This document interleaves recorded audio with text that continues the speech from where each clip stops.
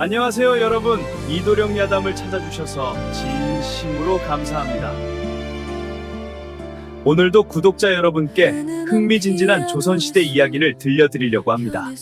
때는 조선 중기 경상도 밀양의 새벽 안개가 자욱한 어느 날이었습니다. 붉은 가마 속에는 19살의 젊은 처녀 서리가 앉아 있었습니다.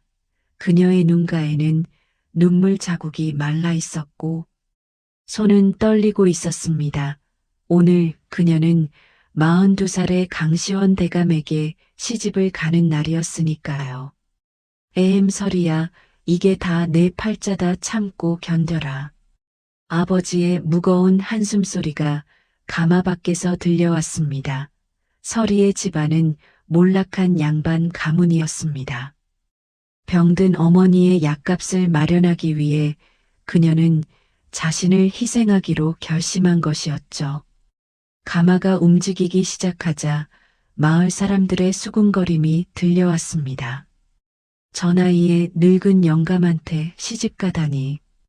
에이, 결국 몸 팔아 돈 버는 거지 뭐.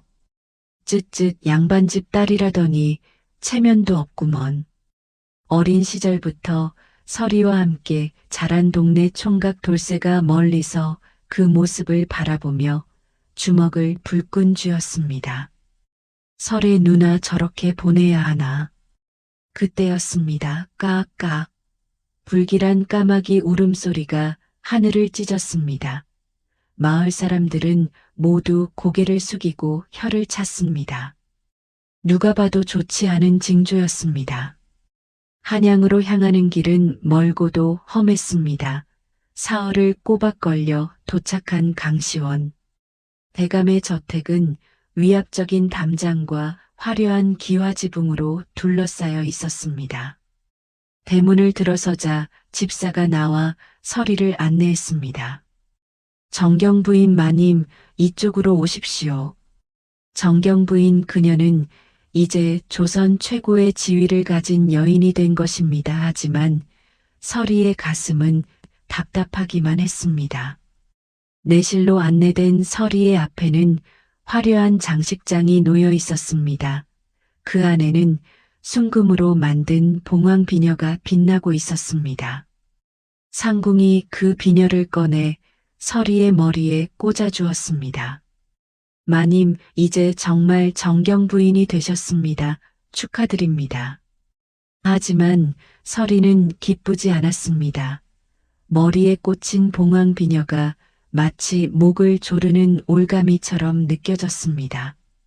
이게 부귀영화인가 아니면 족쇄인가. 그날 밤 강시원 대감과 첫날 밤을 치렀습니다.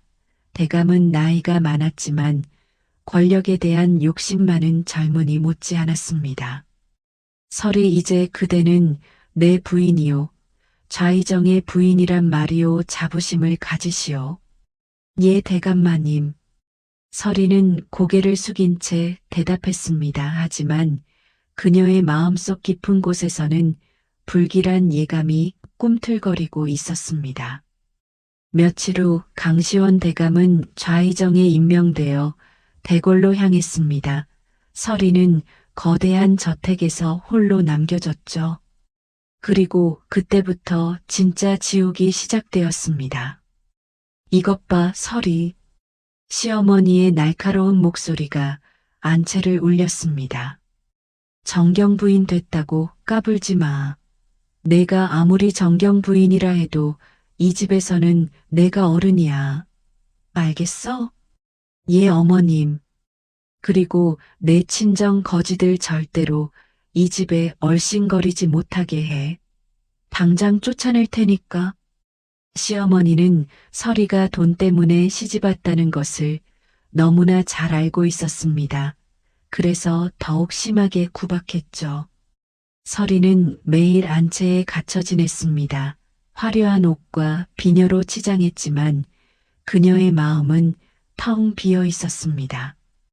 어느 날 친정에서 급한 소식이 전해졌습니다. 마님, 친정 어머님께서 위독하시답니다. 서리는 깜짝 놀라 시어머니를 찾아갔습니다. 어머님 친정 어머니가 위독하시다고 합니다. 다녀와도 될까요? 안 돼. 시어머니의 대답은 단호했습니다. 좌이정 대감의 부인이 함부로 밖을 돌아다닐 수 있다고 생각하나? 채통을 지켜야지. 약이나 보내. 서리는 눈물을 흘리며 방으로 돌아왔습니다. 그녀는 떨리는 손으로 편지를 썼습니다. 그리고 몇 가지 약재를 보따리에 담았죠. 이걸 어떻게 보내지? 그때 누군가 조심스럽게 문을 두드렸습니다. 저 진우입니다. 이 집 노비입니다.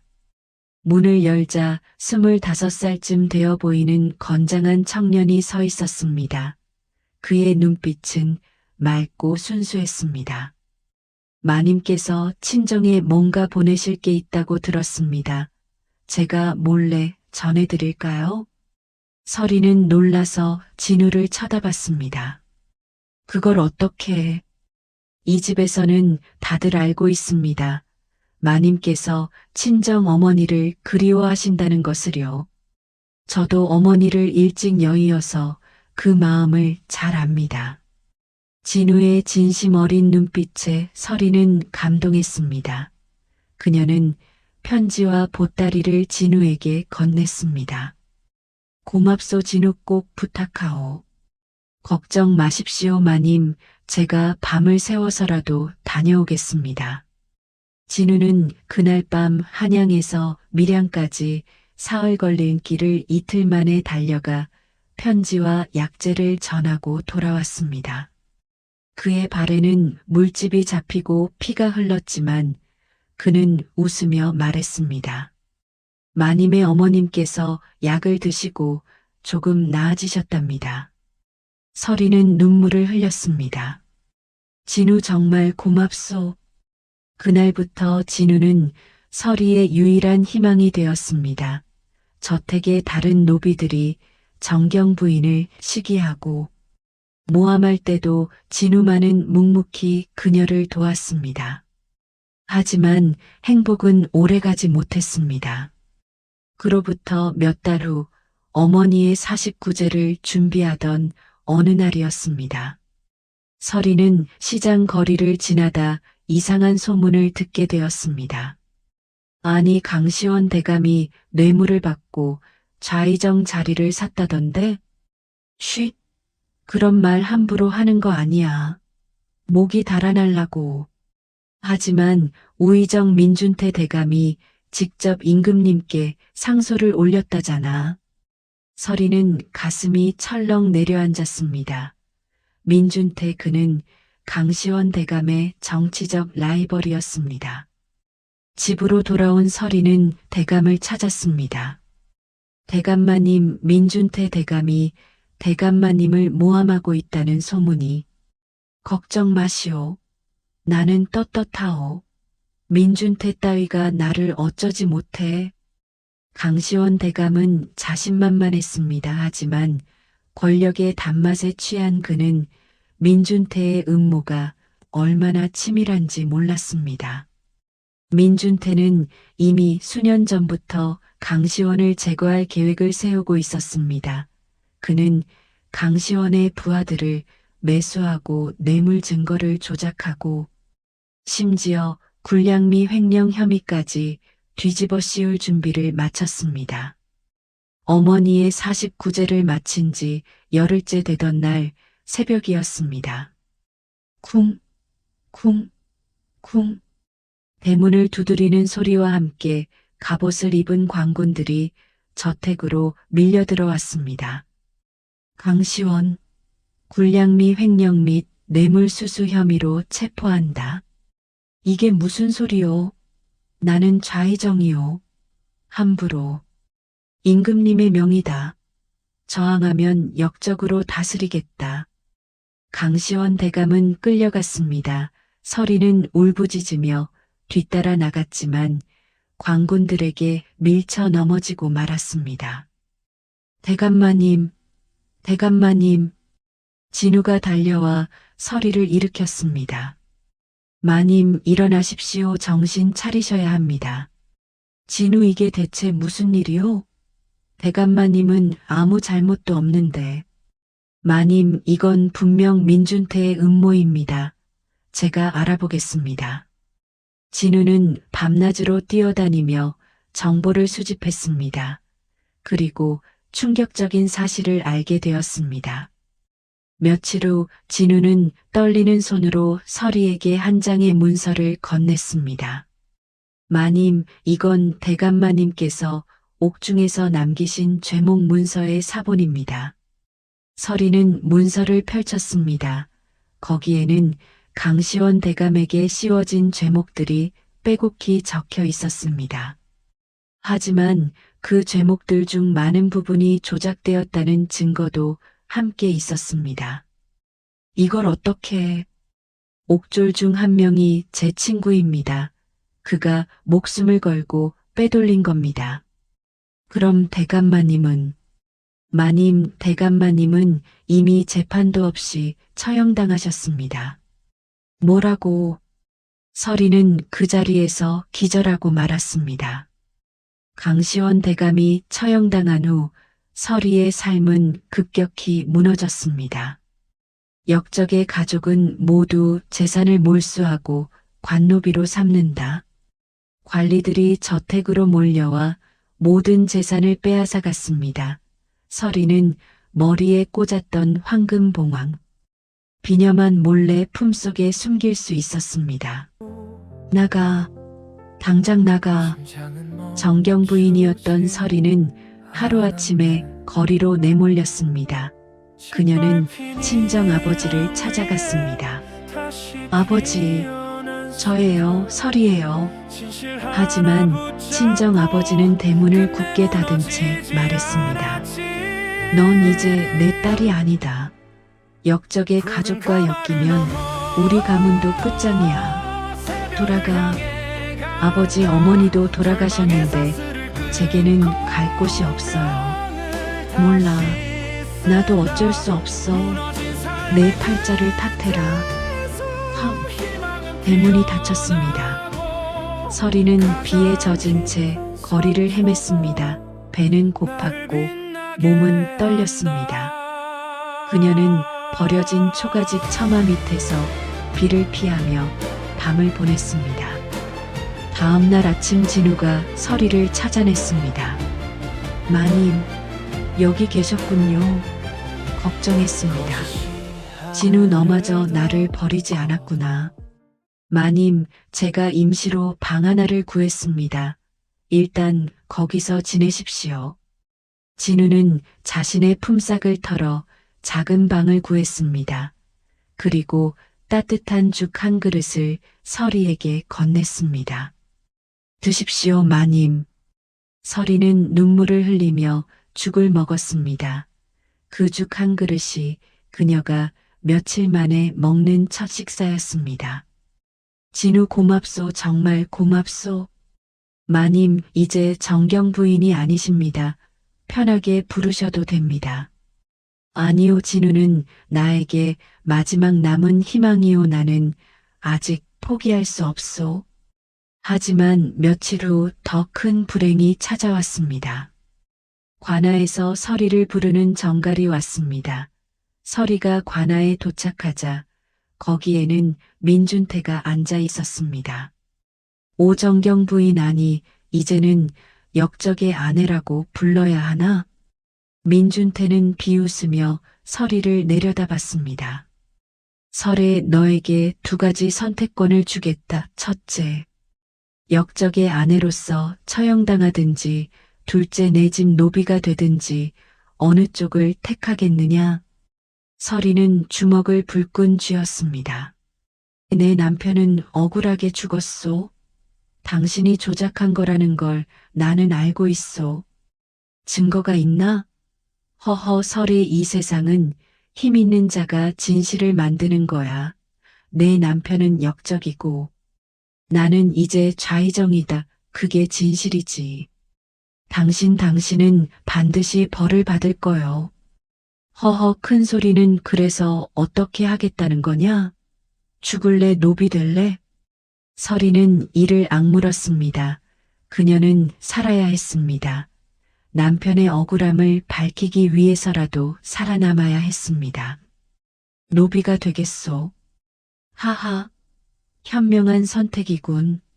좋아, 그럼 오늘부터 넌 내 집 노비다. 민준태는 서리의 손목에 노비 낙인을 찍었습니다. 지글지글 타는 소리와 함께 서리는 비명을 질렀습니다. 으악! 이제 넌 완전히 내 것이다. 하하. 진우는 관아 밖에서 그 모습을 지켜보며 주먹을 쥐었습니다. 그의 눈에서는 눈물이 흘러내렸습니다. 민준태의 저택은 강시원의 저택보다 훨씬 컸습니다. 하지만 서리에게 주어진 방은 썩은 냄새가 나는 좁은 골방이었습니다. 이게 내 방이다. 이 더러운 집자리가 내 침상이고 이 구멍난 이불이 내 이불이다. 하하. 민준태의 서자 준식이 비웃으며 말했습니다. 내가 한양 최고의 정경 부인이었다는 걸 아느냐? 어찌 감히. 정경 부인? 이제는 그냥 노비잖아. 노비 주제에 감히 나한테 대들어? 준식은 서리의 뺨을 때렸습니다. 서리는 바닥에 넘어졌습니다. 진우가 달려왔습니다. 그만두시오. 뭐야 너는? 저도 이 집 노비입니다. 하지만 같은 노비를 때리는 건 잘못된 겁니다. 뭐 이게 자식이 감히 나한테 대들어? 준식은 진우를 때리려 했지만 진우는 막아섰습니다. 준식은 물러섰습니다. 좋아두고 보자. 너희 둘 다 가만 안 둬. 준식이 가고 나자 진우는 서리를 일으켰습니다. 서리 마님 괜찮으십니까? 진우 너까지 왜 이 집에? 저도 민준태에게 팔려왔습니다. 제 아버지도 옛날에 영모로 억울하게 돌아가셨거든요. 그래서 저는 마님의 아픔을 잘 압니다. 서리는 진우의 손을 꼭 잡았습니다. 진우 고맙소. 정말 고맙소. 그날부터 서리는 온갖 굳은 일을 해야 했습니다. 빨래, 청소, 부엌일. 밭일 한때 고운 손이었던 그녀의 손은 금세 거칠어지고 굳은 살이 박혔습니다. 밤마다 서리는 마룻바닥 틈새에 숨겨둔 봉황 비녀와 죄목 문서를 꺼내보며 눈물을 흘렸습니다. 대감마님, 제가 꼭 억울함을 풀어드릴게요. 어느 날 민준태의 신복 이석봉이 서리를 괴롭히기 시작했습니다. 야 정경 부인, 오늘은 이 빨래를 다 빨아야 해. 못 빨면 저녁밥 없어. 이건 너무 많아요. 오늘 안에 다 할 수가 없다고. 그럼 맞아야지. 석봉은 채찍을 들었습니다. 서리는 눈을 질끈 감았습니다. 그런데 채찍이 내려오지 않았습니다. 눈을 뜨자 진우가 자신을 감싸고 있었고 진우의 등에 채찍 자국이 선명했습니다. 진우, 마님은 다치시면 안 됩니다. 제가 대신 맡겠습니다. 이 미친 자식이 내가 무슨 영웅이냐? 석봉은 계속 진우를 때렸습니다. 하지만 진우는 꿈쩍도 하지 않고 서리를 지켰습니다. 그날 밤 서리는 상처 입은 진우의 등에 약을 발라주었습니다. 진우 왜 그랬소? 당신까지 다치면 어떡해요?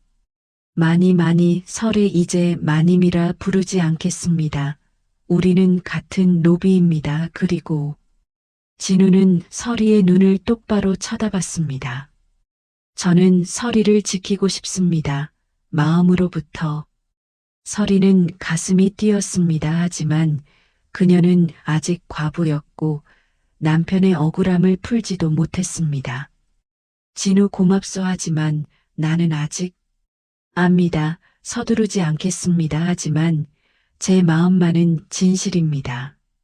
며칠 후 진우는 서리에게 중요한 제안을 했습니다. 설에 제가 강시원 대감의 친구분을 알아냈습니다. 정선비라는 분인데 그분이 대감님의 진실을 밝히는데 도움을 주실 수 있을 것 같습니다. 정선비, 그분이 어떻게... 정선비는 숨어 지내고 계십니다. 민준태가 그분까지 제거하려 하거든요. 하지만 그분이 대감님의 유서 일부를 가지고 계신다고 합니다. 유서를... 서리의 눈이 빛났습니다. 희망이 보이기 시작했습니다. 하지만 그분을 만나러 가려면 위험합니다. 민준태의 감시가 심하거든요. 상관없어요. 가야 해요. 그날 밤 서리와 진우는 몰래 저택을 빠져나갔습니다. 그들은 한양 외곽의 은밀한 주막으로 향했습니다. 주막 안에는 백발의 노인이 앉아 있었습니다. 그가 바로 정선비였습니다. 당신이 서리 부인이시오? 예, 정선비 어르신, 제 남편 강시원의 억울함을 풀어주십시오. 정선비는 한숨을 쉬었습니다. 나도 대감을 지키지 못해 죄송하오하지만 이것만은 전하고 싶었소.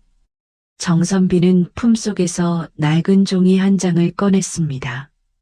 이것은 강시원 대감이 옥중에서 마지막으로 남긴 유서의 일부요. 여기에는 민준태의 음모와 증거들이 담겨 있어.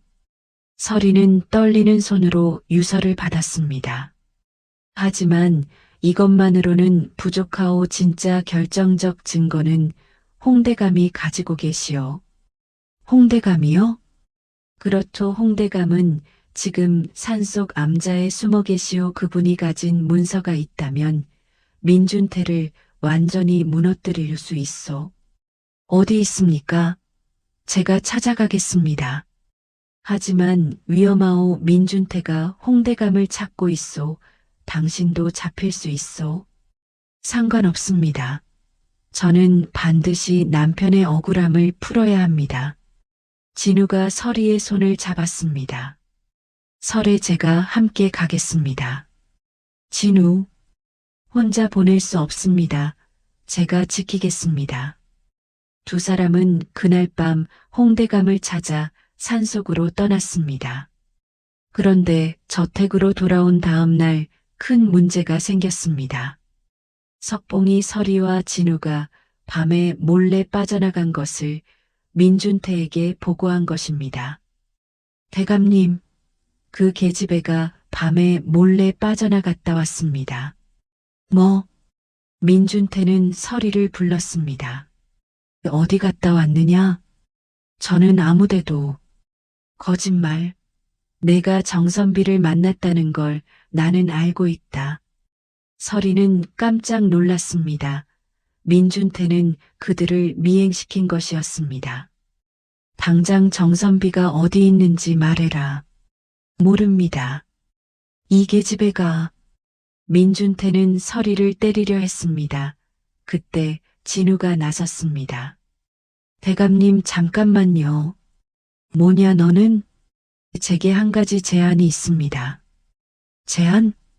저희를 외거 노비로 보내주십시오. 그러면 서리도 더 이상 문제를 일으키지 않을 것입니다. 외거 노비란 주인 집이 아닌 밖에서 사는 노비를 말합니다. 물론 여전히 주인에게 세금을 내야 하지만 어느 정도 자유가 있었습니다. 외거? 민준태는 잠시 생각했습니다. 사실 서리가 집에 있으면 계속 골칫거리였습니다. 차라리 내보내고 세금만 받는 게 나을 수도 있다고 생각했죠. 좋다. 대신 조건이 있다. 너희 둘이 혼인해서 나가라. 그리고 매달 세금을 꼬박꼬박 내야 한다. 못 내면 다시 끌고 온다. 예, 알겠습니다. 진우는 기뻐했습니다. 하지만 서리는 복잡한 심정이었습니다. 진우, 그런데 혼인이라니. 나는 아직 과부이고. 설의 형식적인 혼인입니다. 그래야 우리가 나갈 수 있습니다. 제 마음은 천천히 전하겠습니다. 서리는 고민 끝에 고개를 끄덕였습니다. 알겠어요. 고마워요, 진우. 그렇게 두 사람은 형식적인 혼인을 하고 민준태가 지정해준 황무지로 떠났습니다. 민준태가 준 땅은 정말 황무지였습니다. 돌과 잡초만 가득하고 물도 제대로 나오지 않았습니다. 이런 곳에서 어떻게 살라는 거죠? 괜찮습니다. 설이 우리가 개간하면 됩니다. 진우는 긍정적이었습니다. 두 사람은 매일 해가 뜰 때부터 질 때까지 일했습니다. 돌을 치우고 땅을 일구고 우물을 팠습니다. 손에는 피가 나고 몸은 아팠지만 설이는 처음으로 자유를 느꼈습니다. 진우 이상하게 행복해요. 비록 힘들지만. 저도 그렇습니다. 설이 당신과 함께라면 이런 황무지도 천국 같습니다. 몇 달 후 드디어 작은 밭에 곡식이 자라기 시작했습니다. 두 사람은 기뻐했습니다. 진우, 곡식이 자라요. 그래요. 이제 조금만 더 기다리면 수확할 수 있어요. 하지만 그때 하늘이 두 사람을 시험했습니다. 가뭄이 찾아온 것입니다. 며칠째 비가 오지 않았습니다. 우물의 물도 바닥이 났습니다. 곡식들이 하나둘씩 말라 죽기 시작했습니다. 안 돼, 안 돼. 설이는 말라가는 곡식을 보며 울었습니다. 설이 괜찮아요. 우리 다시 시작하면 돼요. 진우 이러다 우리 죽는 거 아니에요? 민준태한테 세금도 못 내면 다시 끌려가야 하는데. 포기하지 마세요. 제가 멀리 가서라도 물을 길어 올게요. 진우는 매일 멍강까지 가서 물을 길어 왔습니다. 하지만 역부족이었습니다. 그러던 어느 날 더 큰 불행이 닥쳤습니다. 돌쇠가 찾아왔습니다. 설이 누나. 돌쇠, 웬일이야? 돌쇠는 울먹이며 말했습니다. 누나 아버지가 병으로 쓰러지셨어요. 그리고 조카 도리가 실종됐어요. 뭐라고? 설이는 충격을 받았습니다. 친정을 다시 찾아갈 수는 없었지만 조카가 실종됐다는 소식은 견딜 수 없었습니다. 진우 나 가봐야 해요. 설이 위험해요. 민준태가 당신을 노리고 있어요. 상관없어요. 도리를 찾아야 해요. 그때 석봉이 나타났습니다. 하하, 설에 잘 들어라. 내가 영모를 꾀한다는 소문이 퍼지고 있다. 뭐라고? 민준태 대감님께서 내가 강시원의 잔당과 손잡고 반란을 일으키려 한다는 상소를 올리셨다. 곧 광군이 올 거야. 설이는 절망했습니다. 모든 것이 무너지고 있었습니다. 결국 설이는 다시 체포되었습니다. 진우는 도리를 찾으러 떠나 있었고 설이는 혼자였습니다. 영모죄인 설이를 감옥에 가둔다. 설이는 어두운 감옥에 갇혔습니다. 그곳은 춥고 습했습니다. 이제 끝인가 남편의 억울함도 풀지 못하고 설이는 절망했습니다. 그때 감옥 문이 열렸습니다. 민준태가 들어왔습니다. 설에 잘 있었나? 당신 왜 여기? 허허, 내가 궁금하지 않겠나? 내가 왜 내 남편을 죽였는지 말이야. 민준태는 비웃으며 말을 이었습니다. 강시원 그 자식 정말 답답한 놈이었어. 나는 수년 전부터 좌의정 자리를 노렸다. 하지만 그 자식이 임금님의 총애를 받아 먼저 좌의정이 되더라고. 그래서 나는 계획을 세웠지. 당신이 정말 계획적으로. 그렇지. 나는 그 자식의 부하들을 하나씩 매수했어. 뇌물 증거도 조작하고 군량미 횡령 증거도 만들었지. 그리고 임금님께 상소를 올려 그 자식을 역적으로 만들었어. 하하, 이 나쁜 인간. 나쁜 인간? 허허, 설에 이 세상에서 살아남으려면 이렇게 해야 해. 착한 사람은 죽는 거야. 내 남편처럼 말이지. 민준태는 웃으며 나갔습니다. 서리는 눈물을 흘렸습니다. 하지만 그녀는 민준태의 자백을 들었습니다. 이것을 증언할 수 있다면. 사형 집행일이 다가왔습니다. 내일 새벽 서리를 처형한다. 서리는 모든 것을 포기하려 했습니다. 그때 돌쇠가 감옥을 찾아왔습니다. 누나, 누나, 돌쇠 왜 왔어? 누나 큰일 났어요. 강시원 대감의 진짜 유서가 홍대감한테 있대요. 뭐라고? 그리고 정선비가 그 유서를 가지고 임금님께 상소를 올릴 준비를 하고 있대요. 서리의 눈에 희망이 돌아왔습니다. 그럼 나는 누나 살아야 해요. 진우 형이 곧 올 거예요. 그날 밤 진우가 나타났습니다. 서리, 진우. 빗물에 흙벽이 약해졌어요. 지금 뚫고 나갈 수 있어요. 진우는 맨손으로 흙벽을 뚫기 시작했습니다. 손에서 피가 났지만 그는 멈추지 않았습니다. 자, 서리, 나가요. 서리와 진우 그리고 돌쇠는 간신히 감옥을 탈출했습니다. 세 사람은 산속 암자로 향했습니다. 그곳에 홍대감이 숨어 있었습니다. 홍대감 어르신, 오, 설의 부인, 무사하시오. 홍대감은 낡은 보따리를 꺼냈습니다. 이것이 강시원 대감이 남긴 진짜 유서요. 여기에는 민준태의 모든 죄가 담겨 있어.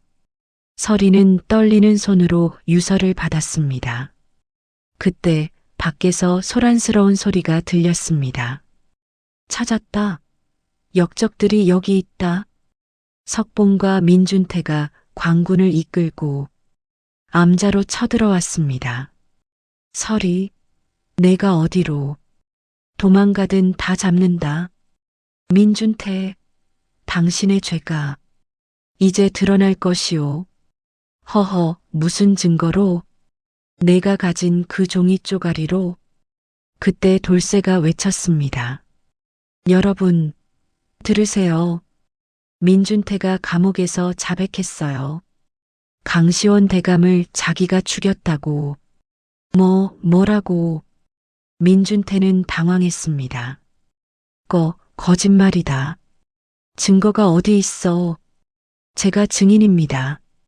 감옥 옥졸이 나타났습니다. 저도 그날 민준태 대감이 자백하는 것을 들었습니다. 서리는 유서를 높이 들었습니다. 여러분, 이것이 진실입니다. 강시원 대감은 억울하게 죽었고 민준태가 모든 것을 조작했습니다. 그때 정선비가 새로운 감사의 명령서를 들고 나타났습니다. 임금님의 명이다. 민준태를 체포하라. 민준태는 도망치려 했지만 광군에게 붙잡혔습니다. 안 돼. 나는 좌의정이다. 넌 이제 역적이다. 민준태는 강시원에게 했던 것과 똑같이 사형을 선고받았습니다. 준식과 석봉은 유배를 갔습니다. 명예가 회복되었습니다. 그리고 서리의 신분도 원래대로 돌아왔습니다. 1년 후 서리는 다시 정경 부인의 지위를 되찾았습니다. 하지만 그녀는 더 이상 과거의 서리가 아니었습니다. 강시원 대감의 무덤 앞에서 서리는 봉황 비녀를 내려놓았습니다. 대감마님, 이제 편히 쉬세요. 억울함을 풀었습니다. 그리고 서리는 진우에게 말했습니다. 진우 고마워요. 당신이 없었다면 나는 여기까지 올 수 없었어요.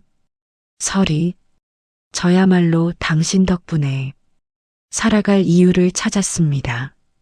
진우, 제가 첫 번째로 하고 싶은 일이 있어요. 무엇입니까? 이 저택의 모든 노비를 해방시키고 싶어요. 서리는 저택의 모든 노비들을 불러 모았습니다. 여러분, 오늘부터 여러분은 모두 자유입니다.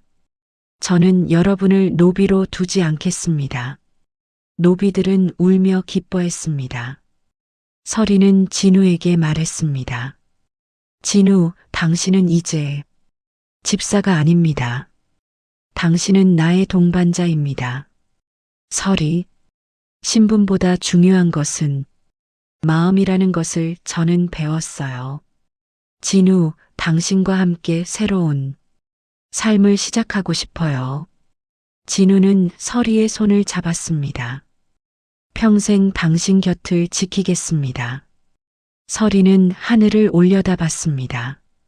붉은 가마에 갇혀있던 새였던 그녀는 이제 자유롭게 날아오르는 봉황이 되었습니다. 여러분, 오늘 이야기 어떠셨나요? 이 이야기가 우리에게 주는 교훈은 명확합니다. 첫째, 아무리 깊은 절망 속에서도 포기하지 않으면 희망은 반드시 찾아온다는 것입니다. 서리는 정경 부인에서 노비로 전락하는 최악의 상황을 겪었습니다. 하지만 그녀는 포기하지 않았습니다. 남편의 억울함을 풀겠다는 한 가지 목표를 향해 끝까지 나아갔고 결국 승리했습니다. 둘째, 진정한 자유는 신분이나 재산이 아닌 마음속 용기에서 나온다는 것입니다. 서리는 정경 부인이었을 때도 행복하지 않았습니다. 오히려 노비가 되어 진우와 함께 황무지를 개간할 때 더 자유로움을 느꼈습니다. 진정한 자유는 외부 조건이 아니라 내면의 강인함에서 나오는 것이죠. 셋째, 진실은 언젠가 반드시 드러난다는 것입니다. 민준태는 완벽한 계획으로 강시원을 제거했다고 생각했습니다. 하지만 진실은 숨길 수 없었습니다. 그의 자백이 증인들에 의해 밝혀졌고 결국 그는 자신이 저지른 죄의 대가를 치렀습니다. 넷째, 진정한 사랑은 신분을 초월한다는 것입니다. 진우는 노비였지만 서리를 진심으로 사랑하고 지켰습니다. 서리 역시 신분보다 진우의 진심을 보았습니다. 두 사람의 사랑은 조선시대의 엄격한 신분제를 뛰어넘는 아름다운 이야기를 만들어냈습니다. 다섯째, 시련은 우리를 부수는 것이 아니라 더 강하게 만든다는 것입니다. 서리는 모든 시련을 겪으며 여인으로 성장했습니다. 그녀는 노비 시절에 생긴 손에 굳은 살을 부끄러워하지 않았습니다. 오히려 그것은 그녀가 겪은 고난의 증표이자 승리의 훈장이었습니다. 여러분도 인생에서 힘든 시기를 겪고 계신가요? 서리처럼 포기하지 마세요. 여러분의 곁에도 진우 같은 사람이 있을 것입니다. 그리고 진실은 언젠가 반드시 밝혀집니다. 편견, 두려움, 상처, 우리 각자에게는 붉은 가마와 같은 감옥이 있습니다. 하지만 우리는 그 감옥을 벗어날 수 있습니다. 용기를 가지고 진실을 향해 나아가세요. 오늘 영상이 도움이 되셨다면 구독과 좋아요, 알림 설정 부탁드립니다. 댓글로 여러분의 생각도 들려주세요. 다음 영상에서 더 흥미진진한 이야기로 찾아뵙겠습니다. 이도령 야담이었습니다. 감사합니다.